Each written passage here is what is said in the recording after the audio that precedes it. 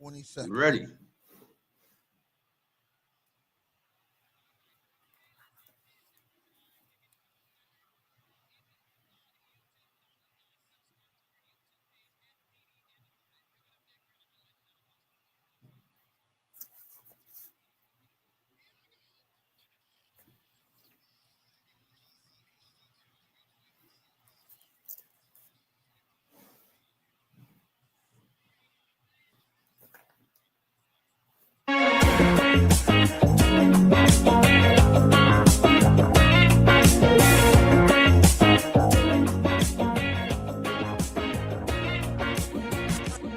You already know, man. It's Deion Dawkins, and you listening to the Real Deal Sports Show on the Beat 105.5.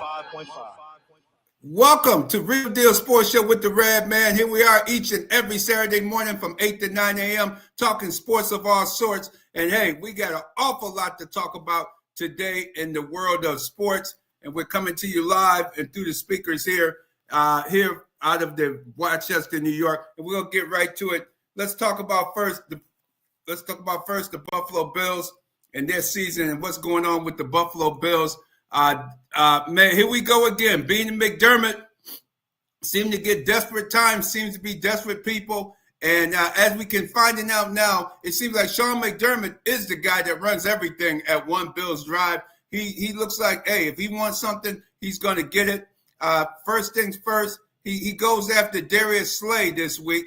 We talk about a great win. The Bills defeated the Pittsburgh Steelers 26-7. It was an amazing beatdown, a domination, as you can read in this week's Challenger Community News. Check out the article in the Challenger newspaper, telling you all about how the Bills defeated the Steelers 26-7. We're the largest weekly African-American newspaper. People ask who I am. I'm the Radman. I've been with the Challengers since interning with them back in 1983. I've covered the Buffalo Bills for over 28 years. Beat writer covering the Bills for Challenger Community News at various times throughout those years. We continue to and also Real Deal Sports Show. Check us out on Real Deal Sports Show as well. We let you know what's going on in the world of sports. For sure, with the Buffalo Bills. And I've seen all these years I've covered the Bills, from John Butler to the various general managers that come and go throughout the years. Bean and McDermott are something else. This week, after you have a big win, hey, I like that Darius Slay. Darius big play Slay. Me and J-GILLZ had a chance to see him on display with the Detroit Lions, and the Bills just threw the ball all over the field on him. And then this past week in Pittsburgh, I asked some of the Pittsburgh beat writers, and they were saying, "Nah, man, he's some of the reason why we giving up some big plays." So it's like, why would you want to go after him and then expose one of your better young players, Jamarcus Ingram, who's a special teams player for you? He's a safety, a cornerback, so he can do three different things for your football team. You waive him. Why would you waive Jamarcus Ingram? You couldn't find nobody else to waive for a 34-year-old guy? Big play Slay. And then to add insult to injury, big play Slay doesn't want to come to Buffalo. He's contemplating retirement, which I agree. He's been burnt the last 2 years. He's not one step. He's 3 steps behind on the football field. You get a step on him, it's like you having 3 steps on him, and that's dangerous. And that's why the Steelers benched him. That's why Detroit let him go. He's just not big play Slay. He got the name, Darius Slay. He got the name. He just don't have the goods on the football field any longer. And why in the world it's Sean McDermott, y'all? It's not Brandon Bean. Why? Because Sean McDermott runs the whole operation at One Bills Drive. Instead, the general manager should be telling him, "No, man, we don't need to make a stupid move like that. Why would we want to get a guy that can't play anymore?" He just got a big. Sean McDermott loves big names. I guess he loves a Cadillac. He loves all these big name items. But if it's a 10-year-old Cadillac or a 15-year-old Cadillac, I guess he still loves it just the same as a brand new one. Because that was a ridiculous deal. Now you got McDermott looking like the Joker, the incompetent general manager. He looked very incompetent. How you get a guy that wants to retire? And then you did the same thing with the late Vontae Davis. Vontae Davis retired on you at halftime. You would think you would get enough of these old time guys that that were good when they came in the league, but they're at the end of their careers. They can't play anymore. J-GILLZ, are you there? Good morning, J-GILLZ. Welcome to Real Deal Sports Show. How you doing this morning? Hey, good morning, Radman. Good morning, man. You spot on today. You not lying. This upper management, they really got to get it together. I thought they missed a great opportunity to pick up a guy like Adam Thielen, who just got released by the Pittsburgh Steelers. I thought that would have been an excellent move for them. I understand they just picked up Brandon Cooks, but I thought a guy like Adam Thielen to finish off his career in Buffalo would have been an excellent move. Excellent move for that offense. Absolutely, but why would he's another old guy? He still got a little bit left as a receiver. They go with Brandon Cooks. I guess Brandon Cooks is a faster receiver, possibly, and can clear out the underneath so that the Bills can throw the ball deeper down the field. But that's what your running backs are for. The Bills finally going back to what they did successfully last year: throw the ball to the running backs. You got to get the ball to the running backs. You got to get the ball to those guys, and you got to throw the ball to the running backs and make sure that they're running the football, but they're receiving the football, and they're also in the running game. What did you see in that Steelers game last week, J-GILLZ? Man, I'm gonna be honest with you. I saw more from the Steelers than I saw from the Bills. I saw a Steelers offense that was just stagnant. I saw Aaron Rodgers, who just played horrible. His offense looked terrible. I heard the fire Mike Tomlin chants through the fourth quarter, and I just said, man, this Steelers offense, this Steelers team is not who I thought they were. They didn't look like the 6-6 team that was leading the NFC North. But I have to give credit to the Buffalo Bills. The defense definitely showed up. The defense, they made the key stops. They were aggressive. They were physical. And, we didn't see this in the last several weeks for the Buffalo Bills. So, I have to give Coach McDermott his credit on coaching that phenomenal defense. They really took off in that second half. I think they held them to about 58 points in the first half. So for them to be able to do that, man, I saw a Buffalo Bills team that looked like they can run the table and win out the rest of the season. Yes, 58 yards. Yes, they held. That was amazing that they held them to 58 total yards. I'm still looking at that stat sheet, and as I look at it again this morning from last Sunday night, I'm like, man, how the heck 58 yards? Is that a misprint? How do you hold a team to 58 yards and you're second last in the entire National Football League and running the football? What kind of offense was Artis Smith? You need to go back and work for your father at FedEx, man. Retire, take the corporate job with your daddy. Maybe you could take over FedEx and run that better than you are as an offensive coordinator. Because Artis Smith, you're horrible. He had a 41-year-old quarterback dropping back into pass formation. He gets clobbered by Joey Bosa to start the second half. People haven't even gotten back to their seats yet. Christian Benfield picks it up, runs it in for the touchdown. Later, you back the pass again. He overthrows the receiver. Christian Benfield is there for the interception. Next thing you know, the Bills continue to run the football. Game, set, and match. People start booing. They want Tomlins. They out for blood, man. Those people right below us, man. Oh, my gosh, man. Hey, man. I said, damn, these people really, man, they bloodthirsty folks last Sunday afternoon around 7 o'clock, man. They were hot, man. I guess that IPA beer had done kicked in, man, and what they saw in the football field was not to their liking one bit. And Cameron Haywood, what do you get of his act in the locker room complaining about Josh Allen kneeing him in the stomach or the groin or whatever? What do you think? What do you think about him taking those silly penalties and had the nerve to talk about it in the locker room? What's your take on that, J-GILLZ? Man, no, those guys were going back. Those guys were going at it. And for one, we got to bring up this. Cameron Hayward, he's the former Walter Payton Man of the Year. So when you talk about high character guy, that's a high character guy. We had the pleasure to interview him several times, several years. Every time at Super Bowl Row, he gives us that opportunity to interview him. High character dude, but when you're on that football field, man, that just goes to show you those guys are battling it out. They're battling it out, and anybody can get compromised. So to see him going at it with Josh Allen, we know Josh is the king of talk smack.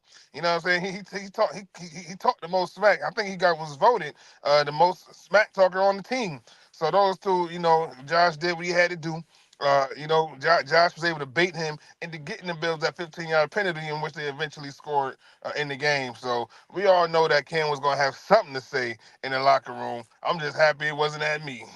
Exactly, because I almost laughed in his face, man, because I apologize. I damn near laughed in the man's face. I think, BacSpin, did we have a comments from him I sent over to you? My bad on not alerting you earlier. But I think I sent you the Cameron Haywood interview as well as the Osiris Torrance interview as well.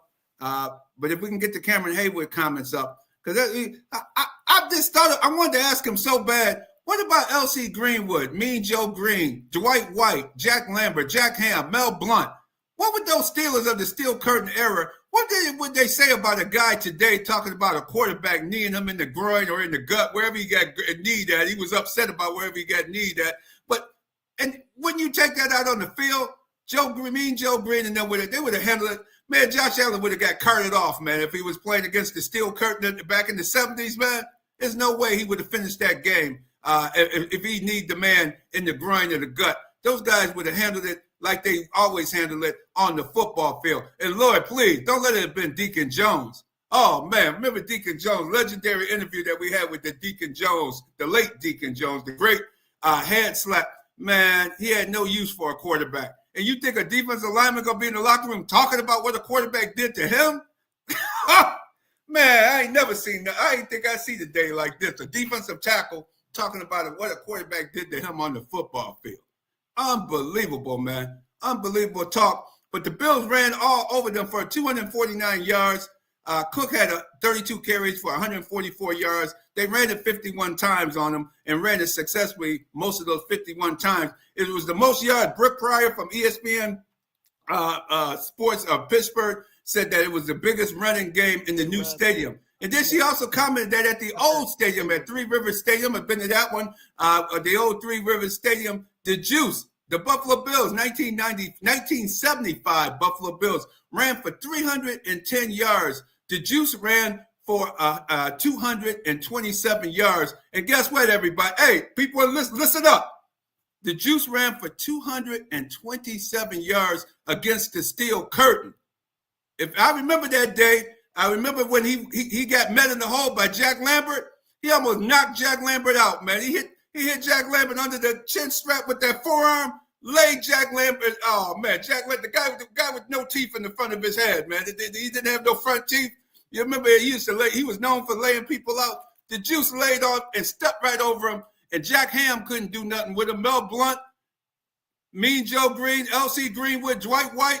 And remember, the Steelers had just came off of winning their first Super Bowl, and they won it in New Orleans at Tulane Stadium on a rain game, and they won that game like 12-9. There was no touchdowns in the game. It was all field goals in that game where they defeated the Purple People Eaters, the Minnesota Vikings with Alan Page and Jim Marshall and all those guys, Fran Tarkenton. It was a brutal game. The Steelers won their first Super Bowl at Tulane Stadium, and then later, that was in January of 1975. But then in September and October, the Juice said, hey, we're going to have our Super Bowl in Three Rivers Stadium. And for the Juice to get loose like that, like I wrote him, check out my article. I ain't talking about what I heard. I'm talking about what I know.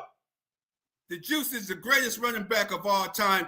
And Sean McDermott and the Buffalo Bills organization, don't let anybody wear his jersey. His jersey should be kept in the mothballs, and don't let anybody wear that man's jersey, because that man was great on the football field. We all know, document what happened off the field. We ain't talking about what happened off the field. But for you to run against the Steel Curtain for 227 yards and nobody else ever ran for that, and he ran for 2,000 yards in 14 games, come on, Buffalo. Come on, Buffalo fans. Give it up for the man. Give it up for him on the field. You ain't got to cheer. Oh, we know about off the field. But on the football field, nobody, Josh Allen, he broke the record of OJ's for touchdowns. He broke Cam Newton's for touchdowns, but that was on 5-yard, 2-yard runs. The Juice was running 80 yards, 75, 55 yards. He was running big-time runs, man. They're not the same. So give it up to the Juice and give it up to him, and that's my rant on the Juice. We got a couple more rants coming up. Give it up to him. And hey, McDermott and Bean, you might want to stop jinxing yourself by putting his jersey out there for just anybody to wear, because he just wasn't anybody. He was the greatest running back in the National Football League. And as a matter of fact, he was the MVP of the league from 72 to 75. He was the greatest player in the whole league. Buffalo ain't never had nobody who was the best player in the entire league. Come on, y'all. Give it up for the man. J-GILLZ, your comments. Man, I ain't got nothing to say after that, but I think that Radman rant went in, but we do got that Cam Haywood ready to go. Let's hear what Cam had to say. Yes, let's hear what he had to say. There are different facets of duo, and it can be bounced out, it can be cut back. You're relying on everybody to just do your job in those moments, and it's you can beat a dead horse, but we all got to get our shit together on that. Was there anything the Bills showed? Were they different on film than what they were in person? No. They run the ball extremely well this year. Mm-hmm. James Cook is, he is very good at what he does, and we did not stop that. What was the key? What was the key? Oh, my bad. What was the key you felt was the key for you guys to stop that? Just how come it goes to stopping him. I think you can look at this game, and it came down to him running really hard and converting a lot of plays. All right. Absolutely. You hear how down and dejected the man was. Cameron Hayward, I apologize for the slip there. I forgot that he had a little cuss word there. But Cameron Hayward, former man of the year of the National Football League, a class act, nice guy. Apologize. Sorry about that, BacSpin. I didn't realize he had said something there. But he as you can see in his voice, and J-GILLZ, you see, you were in the locker room with me in the Steelers locker room. You saw how sorry he looked and how dejected. Well, what's your comment? Let the people know how dejected this man and also Kyle Duggar. You can talk about him as well. Man, it was hearing him was the complete opposite of when I heard from Osiris Torrance. Like you said, that was historic. This was the most yards ever rushed in the stadium. They got beat down and bruised down. They got embarrassed. Their offense looked very stale. The team just was. They just were. It was deflating. It was deflating to watch. And as the leader on that defense, you know what I mean? They had no faith. They had no faith in the offense. That's why he sounded so downtrodden, because the defense, they actually held him in that first half. They played him very tight, very tight. But that offense was just terrible. The big plays that the defense made early on, I believe Josh threw an interception. I believe James Cook fumbled the ball. They made plays. And then, like you said, Joey Bosa ended up knocking Aaron Rodgers out. And Mason Rudolph gets in the game. And in one drive, and his one or two drives he had, man, it was just two turnovers that were just devastating. He threw that bad interception, and it was just terrible. So he just sounded deflated after the game, and I don't blame him, because that's not going to get it done in the future if you're a Pittsburgh Steelers fan. Yes, indeed. And check out RealDealSportsShow.com. Check out the website, Real Deal Sports Show. We have all the interviews. We have all the interviews up there, as well as all the articles from Challenger Community News. Like and subscribe to the show on YouTube. Check us out on YouTube. We have all the interviews. Aaron Rodgers looked pitiful. He looked every bit of 41, 42 years of age, with the nose bleeding from the top of his nose still after the game. He tried not to throw he actually kind of threw the receivers under the bus. He said, these guys don't like to look at film. He said, these guys got to be in the film room, look at film, be ready to play. What's the big guy, the Greek guy that's number 4, the wide receiver for them? I'm sorry, he came over from Seattle. He really got DK, got on that guy DK too. couldn't do anything. DK Metcalf. Yeah. DK Metcalf was non-existent. You got to have better production from a DK Metcalf. He basically was saying these guys want to wear the Steeler uniforms, but they don't want to come and practice, and they don't want to look at the film and do the extra film. I was very impressed. Check out that interview with Aaron Rodgers on our YouTube page, Real Deal Sports Show. We'll have that for you there. And next, let's hear what Osiris Torrance had to say about the play as well. You kind of went in there as a natural born leader. What was the message to your teammates moving forward for this game, knowing that you're missing two strong tackles today? Just trusting what you've been doing this whole time we've been up here. Like, everybody been practicing every day. Just only certain guys go out there to play on Sundays, but the same guys have been there practicing with us. They've been in us with the grind. So, they had the skill and the talents to go out there and prove it to themselves more than everybody else. So, I feel like they went out there and did what they had to do. What was the key what was the key with practice this week for getting those guys confident and ready to go? No, we supposed to know each play. Like, we have the talent. We just got to be on the same page with everything. And if we can be on the same page with a play, even if we're all right, we're all wrong. So, even though we're wrong, we're all right. So, I feel like going out there, being able to communicate, we had a few mishaps in the early with the false start, stuff like that. But I mean, once we got it out the way, I feel like us communicating was on top notch, and that helped us out a lot.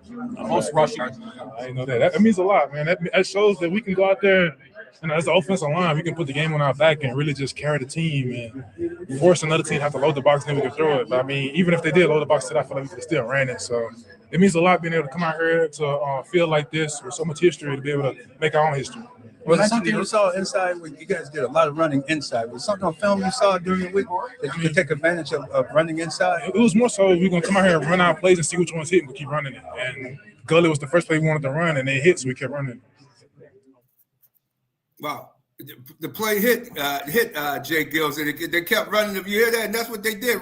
They ran 51 times, man. It reminded me of the Juice back in the day, running 50 sometimes, and knowing that you're gonna run the ball, and they still couldn't stop it. That's a testament to that. A makeshift offensive line with Vandermark in for Deion Dawkins. You had Alec Anderson playing tackle for Spencer Brown. They had some false starts. They were nervous, butterflies in their stomach early on with the false starts and the penalties early in the game. But once they settled down and took some hits, man, they just basically ran over the Steelers with their running game, which was very impressive for sure with that situation. But I see we got Andre Fontenette there online. Hey, congratulations, Andre Fontenette. Going to be recognized tomorrow at the Buffalo Bills Cincinnati Bengals game. We're going to give you the winner's edge because I had a hell of a lot of winners last week, man, including that Thursday night, over 54. I hope you went to RealDealSportsShow.com and checked it out. Over 54. The game was over 70 points total scored in that game, as I predicted to be a shootout. But Andre Fontenette, congratulations. We'll see you at the stadium tomorrow for being saluted as one of the Section 5 top coaches in the area. Definitely, you and your pops will be at the game. We're looking forward to seeing you on the field at halftime as Coach of the Week. Presentation will take place. Well-deserved honor, friend of the show that always comes on when he has an opportunity. Right, J-GILLZ? Huge congratulations. He's turning that team around over there at Gates Chili. Very, very proud of the accomplishments that he's doing. So well-deserving, and we look forward to seeing you tomorrow, Andre, Coach Fontenette.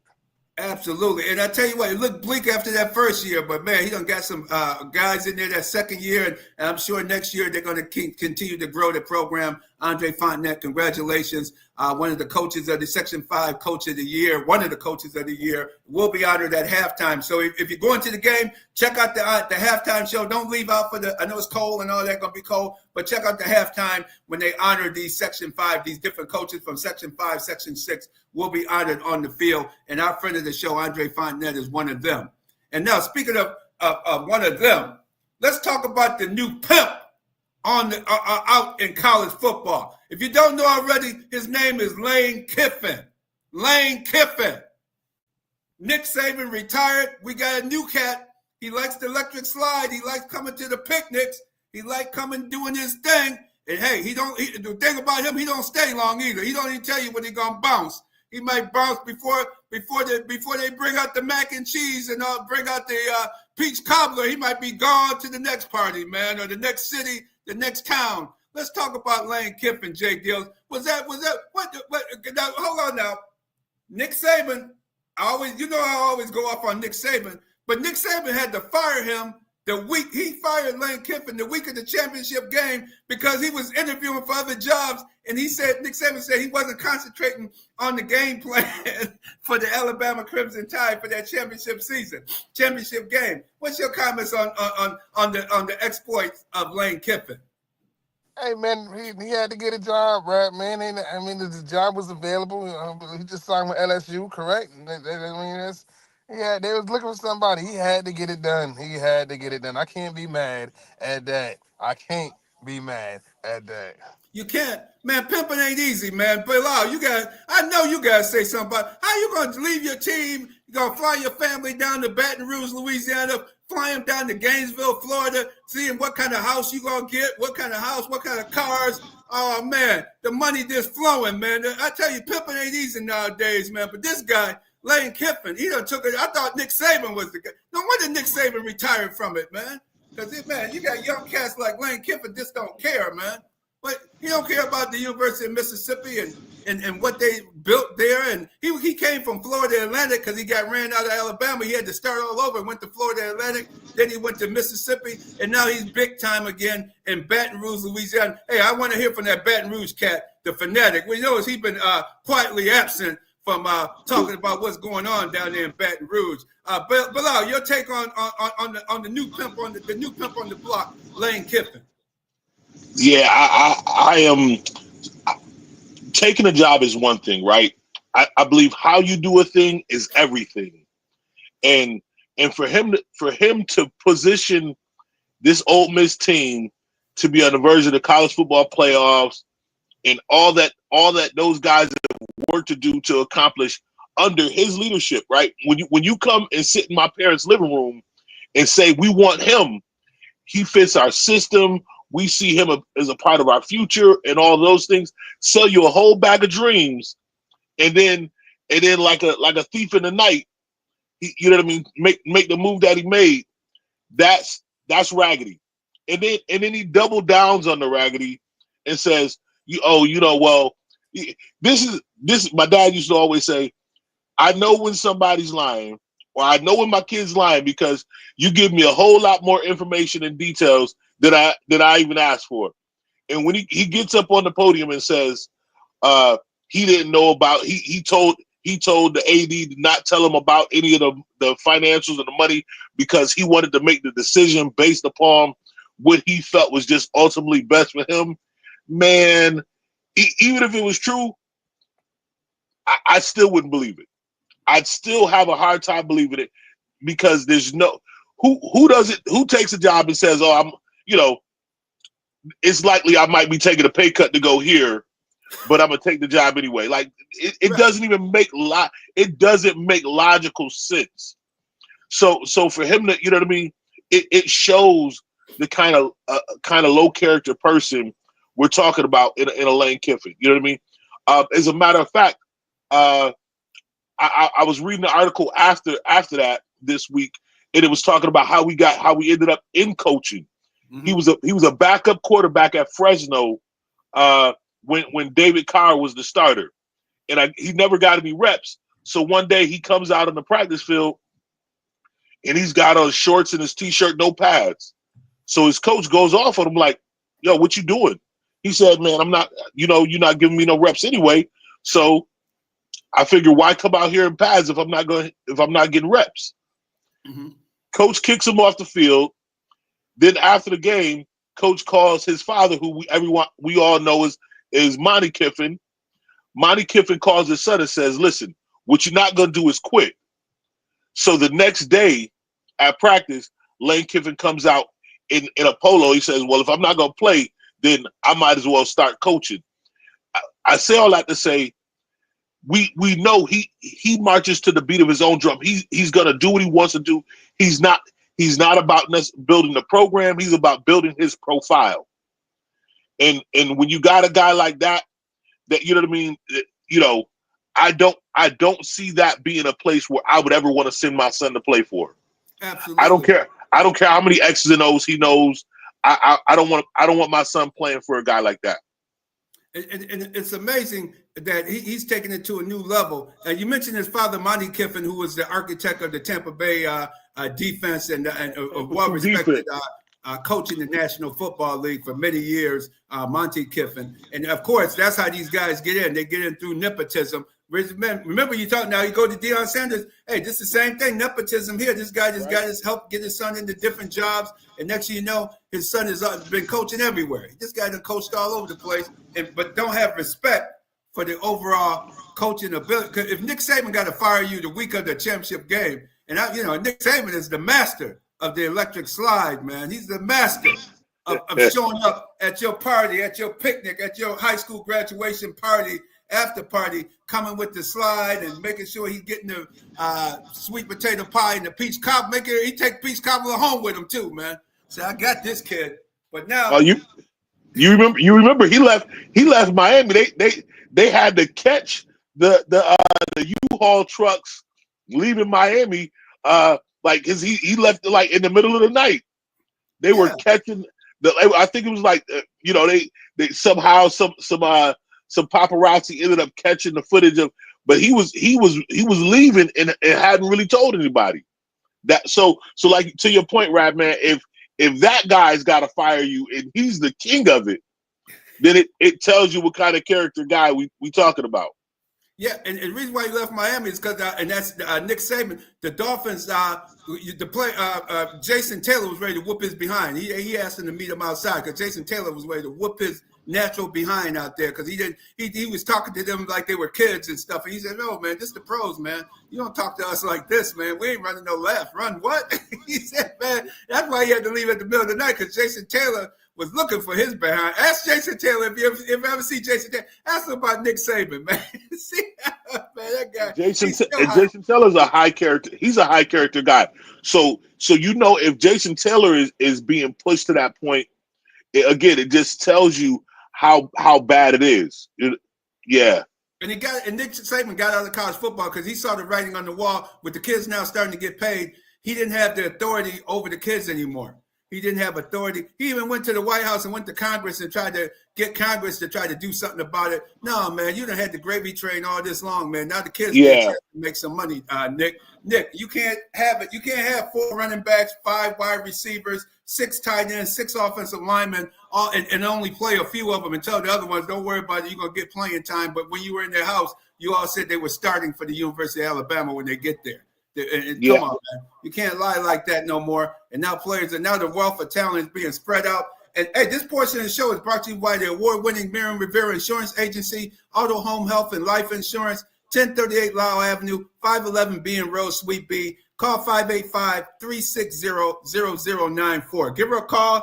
Make sure you check it out. If she saved the Radman and his family a hell of a lot of money, I guarantee you Miriam Rivera will save you and your family a hell of a lot of money on Auto, Home, Health, and Life Insurance. 1038 Lyle Avenue, 511 B in Road, Suite B. Give a call. B as in boy, 585-360-0094. Let's get a quick comment on Chris Paul. Isn't Chris Paul the guy that used to poke people in their groin area? He's another groin puncher. Wasn't he J-GILLZ, or am I confusing him with somebody else? J-GILLZ, wasn't that Chris Paul?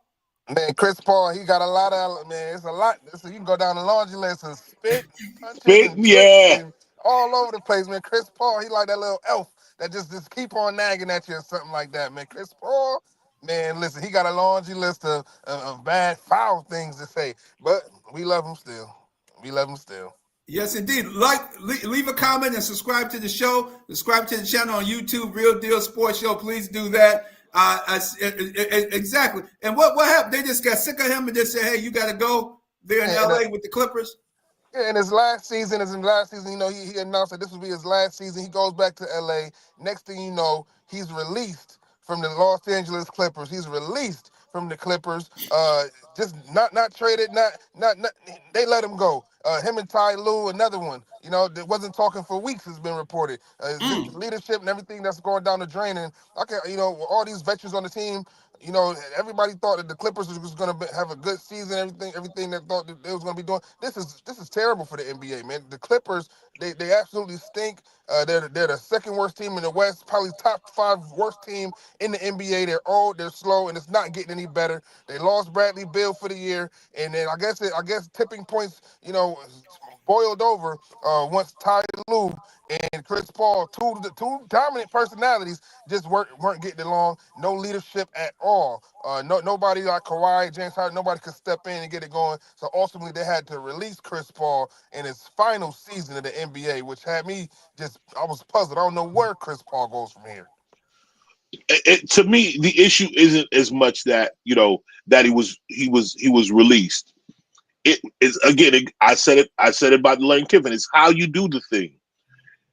We talking about a perennial guaranteed first ballot Hall of Famer, perennial All-Star. They didn't call him the point guard. They called him the point god. You know what I mean?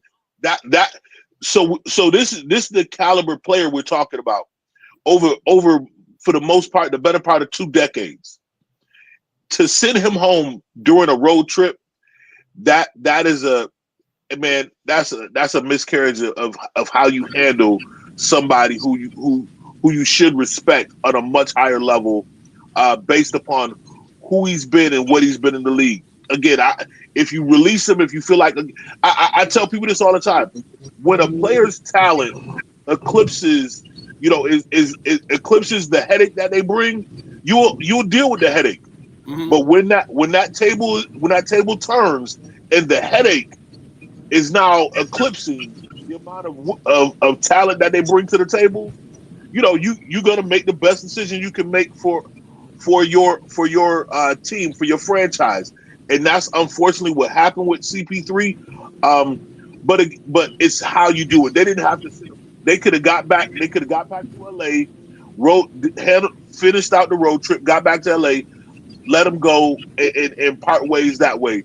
He deserved more than that. He deserved better than that. But then, brother, you got to look too. It's Tyronn Lue of all people. You talk about high character. You talk about a coach who's a championship winning coach, one of the top coaches in the league. And for that to happen, man, it must have been pretty serious in that locker room. It must have been very disrespectful if it had to come from Ty Lue that way, in my opinion. But that's my point. You get to we go into what the visitor locker room or wherever, what hotel, conference room, wherever we got to do. General manager, owners got to step in and say, listen, hey, cooler heads got to prevail. We respect both of you, and we're gonna honor you. And when we get home, you know what I mean. We'll figure something out, and you can already have it in mind. When we get home, we know we're releasing them, but we need you guys to conduct yourselves as professionals while we finish out this road trip. When we get home, then we can handle it. This is not what we need while we on a road trip and trying to focus on winning games. And that's what it sounds like took place there, gentlemen. Hey, we're going to change the topic. We're going to get over to health and fitness. In this winter season, it's cold. As we all know, it's brutally cold outside all across the East Coast and now all over the country. It seems like it's happening. And Shalom Singer is joining us from the city of Rochester and from her own business as well. Welcome back, Shalom Singer. Please tell us about what can we do to get us to keep ourselves healthy on these cold and brutally cold days. Ooh, well, good morning. Good morning. It's good to be back. So yes, the winter is brutal, and us up northerners, we know and we like to stay home and we like to hibernate like everybody else and try and keep it together. And then we come out in the new year thinking, oh yes, now let's make a whole bunch of changes real fast. So the biggest thing that I want to bring to everybody's attention, of course, is one thing that we tend to forget sometimes is what happens with our brain when we exercise. And the biggest thing is that exercising, it wakes up your brain. It's like a battery that you're charging. And then when you move, your heart pumps, more blood and oxygen come to the brain. And the more oxygen, the more energy, you think clearer. So people often notice that you feel better. You get fewer brain fog, especially in the winter. Like when we come home, we don't want to do nothing. Drop everything at the door and just keep moving. But we have a better ability to make decisions. And it's like giving your brain a fresh set of batteries. So helping get started with the morning so you can focus on, what is your day going to consist of? And just movement releases that feel good chemicals that we sometimes forget. So physical activity releases neutral brain chemicals like dopamine. That's the motivation for you to get going. Some serotonin, that's that mood, that happiness and that calm feeling, and those endorphins. Those are the stress relief. It's also those pain reductions, just simple things like movement works like the brain. It's like it's a natural antidepressant and anti-anxiety. And some of those things are big, things that we tend to unfortunately have to deal with in the winter. So we get depressed. We feel like we don't want to move and motivate. We don't want to go to work. Everything comes up against us. So, and it reduces stress and helps our body rest. So waking up and get moving. And so much, as we all know, happens in the city in the winter. I mean, we just lit up our Christmas tree. Rock Village started. So the one thing I will say is in Rochester, as a community, we always got something going on. The pool that I'm associated with, I mean, there's programs all day there. Everything from outside of the pool to our pool. So right now we're down to one indoor pool, but that's because we're renovating and it's going to be brand new. The pool deck is being done. So over at Jackson, we have adult swim lessons, children's swim lessons, water polo is coming. We have, open swim. The guards are all there. They're fun. They're enjoyable. Both managers are there. So they're full of new, exciting, and they want the community to be there. And let me tell you, you talk about how cold it is outside, come into the pool. It feels like a sauna and a spa. The lifeguards have to wear their tank tops in there. It is so, you forget how cold it is outside. It's absolutely wonderful. Absolutely. J-GILLZ, I look like you have a question? Well, yeah, because I was looking at the Adam Street and the pools, trying to find something for the toddlers, but I see everything 6 to 10. Do they have anything for the infant swim for the season? They do, but not at Adam Street. It's over at Jackson. That Baby and Me. So 6 months to 3-year-olds. That's Baby and Me classes. Those are on Friday. Thank you. You're welcome. Wow, yeah, be ready to get in the pool, though. Hey, all right, it's Baby and Me. I'm in Pisces. I've been swimming forever. All right. Deep in testing all the way. I'm a swimmer. Ain't no. I love it. Bring them. And these are how do they find out the hours of these pools of the Adam Street location as well as Jackson? Where can they find this information? Just the simple, easiest way. Google Rochester indoor pools. Everything will be there, from all of our programs to our open swim times. And I'm sorry, I forgot to mention one of our new added is we have senior swim Monday through Friday now from 9 a.m. to 12 o'clock. So that's something that has been added. It used to be Monday, Wednesday, Friday. Now it's Monday through Friday. Oh, from Monday through Friday from 9 to noon? 9 to noon. Oh, wow. Can't beat that. So they got something for everybody. Everybody, all day. And it's free, correct? It's free for city residents. Yes, it is. Oh, come on. What are we waiting on, city residents? Got to get to these rec centers and use. This is our taxpayer money at work. It's here to work for us. Excellent. Absolutely. Anything else in closing? Anything else, Shalom? How can people get in contact with you? Oh, you can still get me with my email, shalom.singer@cityofrochester.gov. That's one way you can contact me, or you can come straight to my company, Pearls Physique. You can send those, so you have both of those. I can add them as well. Yeah. But if you have any questions regarding, what's going on, if you need something to do in regards to fitness, I got you. Excellent. And you have a bodybuilding competition coming up for yourself coming up real soon? No, sir. Oh, no. I do not. I do not. No, I probably am looking more so towards the end of next year. All right. Well, we look forward to seeing you back on the bodybuilding trail, but also right now building everybody else's bodies up by coming to the City of Rochester facilities. Check them out. The Radman checks them out. Hey, it does well for my knees and everything. So, hey, everybody, you can even walk in the shallow end of the pool, back and forth across, or swim back and forth across to get yourself acclimated to the pool. If you're not a swimmer, they have swimming classes as well. Right, Shalom? That's correct. From 6 months all the way to 90 plus. There you go. Hey, thank you so much, Shalom. We're gonna have you back on again next month with your monthly updates of how to stay fit during the time of year, and this year during the winter season. Absolutely. Have a great day. Happy holidays. Peace and blessings. Peace and blessings. Yes, indeed. Yes, indeed. And J-GILLZ, the other sponsor that we have coming up here, we definitely got to get them in. Advantage Federal Credit Union. AdvantageFCU.org, auto loans, Visa cards, student checking accounts, and much more. Sign up today. All our students, because you already know when we talk about Advantage, we talking about the kids. We certainly are. And Fanatic, are you? I'm trying to see if the Fanatic is still there. Fanatic, are you there? Yeah, I am. Can you hear me? Check 1, check 2. Can you hear me? Yeah, we need a quick comment from you. You had a quick comment? Yeah, hey, I don't make sure our internet is all working. We are officially been changed to Lane State University. Let me tell y'all, give y'all a little talk from the South real quick. Hey, Lane Kiffin, hey, he did what he did. I like the comment, Radman and Pimp, but I'm gonna make it real quick. This is not really all on him.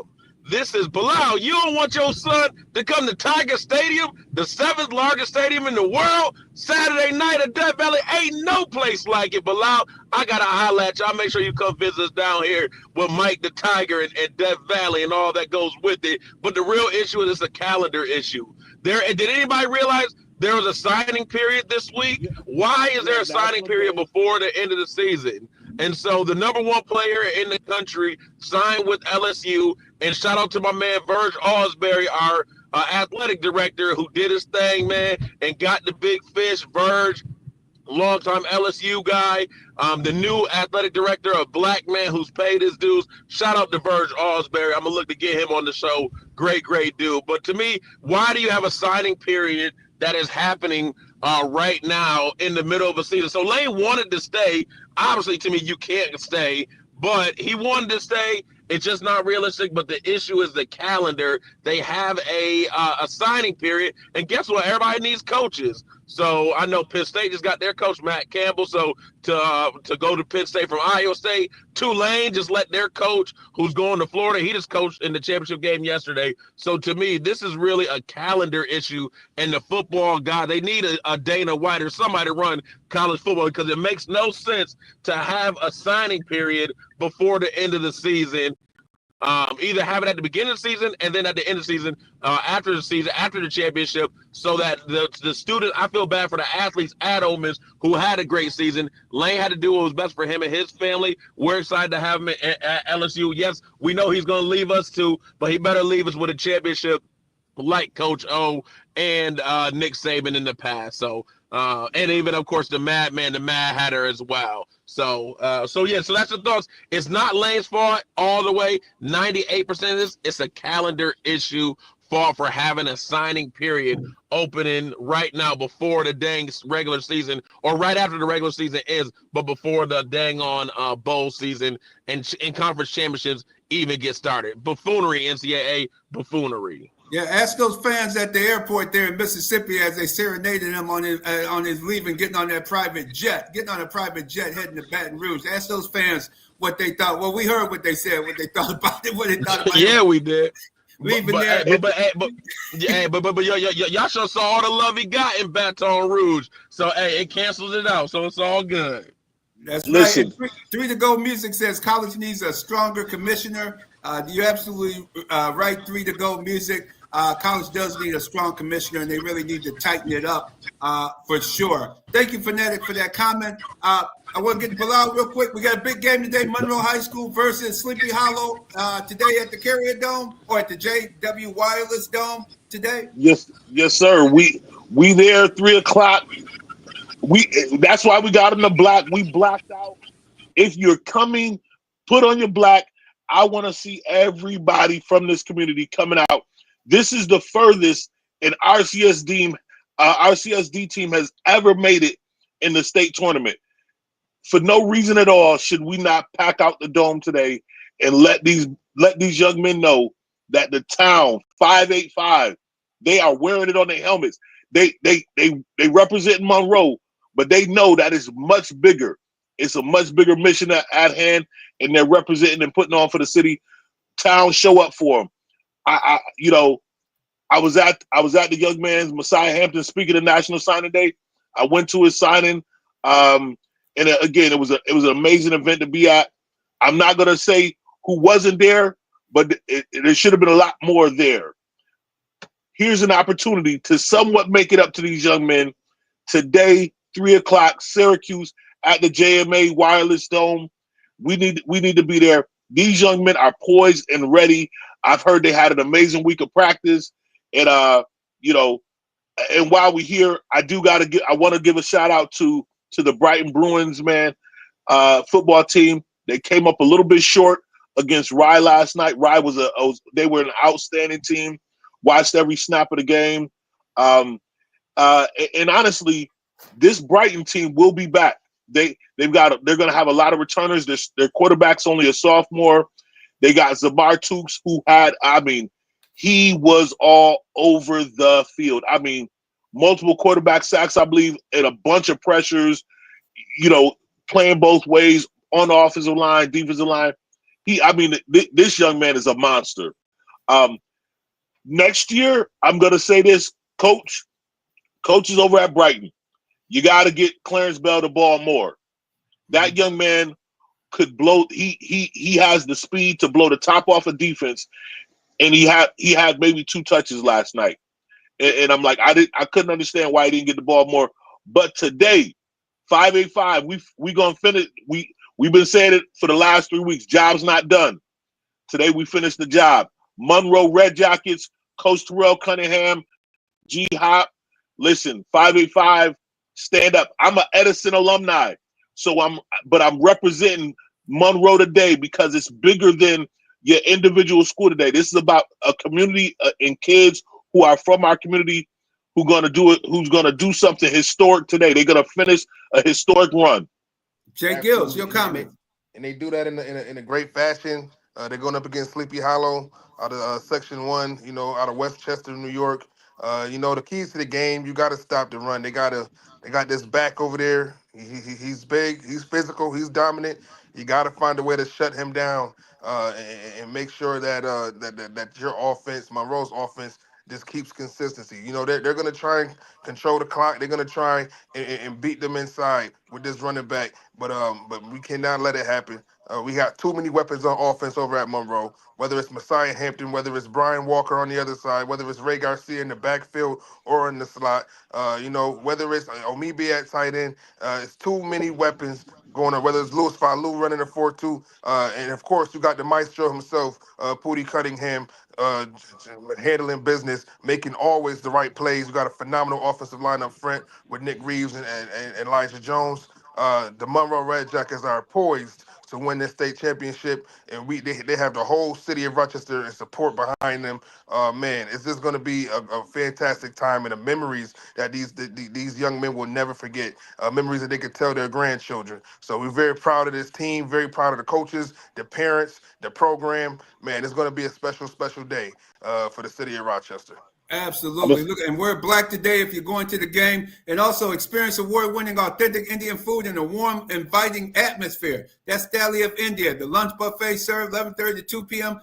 Chicken, fish, all kinds of meat dishes on there. Oh, man, check it out, man. Football fans, check out Dali of India. They were voted the number one buffet in all of Rochester, New York. The lunch buffet is served 11:30 to 2 p.m. Monday through Fridays, and dinner 4:40 to 8:30 p.m. 3259 South Winton Road. They're in the Win Jeff Plaza. They're in a plaza, so look for them in that Win Jeff Plaza, 3259 South Winton Road in the Win Jeff Plaza. Gentlemen, it's going to be a historic day in Rochester, New York. Yes, Let me J-GILLZ. just shameless plug, and I know we're running short on time. Any and all aspiring journalists, definitely check out the Rochester Association for Black Journalists. Check out the site. We're having a holiday party next Saturday, December 13th at the lab. We got food, we got drinks, we got a good time. Definitely pull up if you can. It's going to be at the lab. Check us out on rabjonline.org. All right, BacSpin. Come on, I know you. Hey, man, you can't just take prosperity, man. I'm sorry. No, you guys just can't handle prosperity, man. I knew it was coming. It was coming. How about them Cowboys? Yeah, we right back to where we started, man. I had my 1 week, and that was it. That was my one. It sounded like a Super Bowl trip last week, man, was coming up, man. One and done, man. One and done, like our playoff runs. Hey, what can I say? We definitely dropped the ball there. Our defense or our offense didn't play as well as they should have. Too many turnovers, and I don't want to just put it all on one play, but I'm telling you, man, ever since FanDuel, DraftKings, the game is suspect. The game is really, really suspect because what happened to Ferguson on that drive, getting called for offensive person or pass interference. Yeah, that's just everybody. Ray Charles, God bless the dead, seen that was a defensive pass interference. How in the hell could they get that wrong? I'll tell you how. FanDuel, DraftKings, all these online betting sites that the NFL done got in bed with is compromising the game. And look at Cleveland punting the ball at the 29-yard line. Yeah. Who does that? And why would you? I saw that call. That was a bad call against the Cowboys tight end Ferguson. That didn't make no. Even the announcer even said that. Everybody knows that was a terrible call. And the only thing you can hang your hat on as to why they would do that is because of the point spread. And what other reason? Just like Cleveland punting the ball on the 29-yard line. Why wouldn't you kick a field goal? Why wouldn't you? I mean, who does who punts the ball on a 29-yard on their 29 or their opposing team's 29-yard line? Who does that? Who does that? Who does that? But if you people looking for his picks this week, realdealsportshow.com. I'll give you right now. I'd like Cincinnati with the points. I even like the Steelers getting 6 points at Baltimore. I think the Steelers got to put up or shut up this week. That game is always close. I like the Steelers with the points. Take the point. They may not win the game, but take the points. Take Cincinnati Bengals definitely with the points against the Bills, where McDermott then lost one of our cornerbacks and safeties, just gave them away for absolutely nothing. People need to really talk about that McDermott and Bean show. Because that I ain't never seen a general manager give away a guy, and then you're gonna go for big play Slay said he retiring. And the late Vontae Davis, he said he retired on you at halftime. Can't you get the wink that these old guys, they don't want to play anymore, man? Come on, McDermott. Those names are from the past. Why are you trying to make them play today? You got Joey Bosa. We know at least Joey Bosa working out a little bit. I was surprised he lasted this many games. He's gonna be gone the shelf for probably 2-3 weeks. But check out realdealsportshow.com. Those are two of my big picks. Jacksonville in a pick 'em over Indianapolis. I think in Jacksonville defense is strong enough. They're going to take it. But if you want to see all my picks, check out realdealsportshow.com. Engineered by Kimmy Does It Best. Best with custom web design. And check out our website. If you like our website, then give Kimmy Does It Best. Check her out at her website, kimmydoesitbest.com. She could get you a very nice website at a very reasonable price put together for you. So continue to be a good sport. Let's go, Monroe. J-GILLZ and Bilal, thank you both for coming on this week. Really appreciate it. Listen, excited to be on here every week. Looking forward to next week and being able to announce and talk about this state championship that Monroe sealed the deal on today. Absolutely. All right. Appreciate BacSpin. y'all, fellas, man. Real Deal Sports Show every Saturday morning, 8 a.m. right here on the Beat 105.5. You guys have a great weekend. Keep it where you need it, Rock City. Coming up, it's the Bag of Time Mix Show on the Beat